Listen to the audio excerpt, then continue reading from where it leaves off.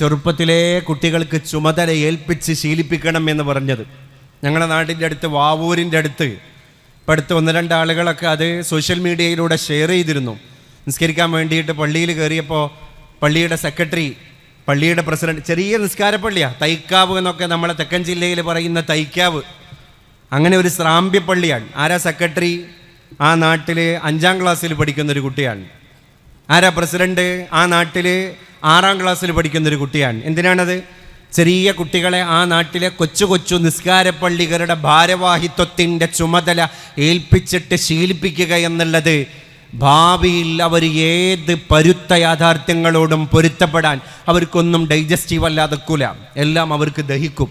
അവർ ജീവിതത്തെ വളരെ മനോഹരമായിട്ട് കൈകാര്യം ചെയ്യും. അതാണ് ചെറുപ്പത്തിലെ ഉത്തരവാദിത്തം കിട്ടിക്കഴിഞ്ഞാൽ നമ്മളെ ജീവിതം മോൾഡ് ചെയ്യപ്പെടും. ഇന്ന് നമ്മളെ കുട്ടികൾ ടോക്സിക്കാണ്.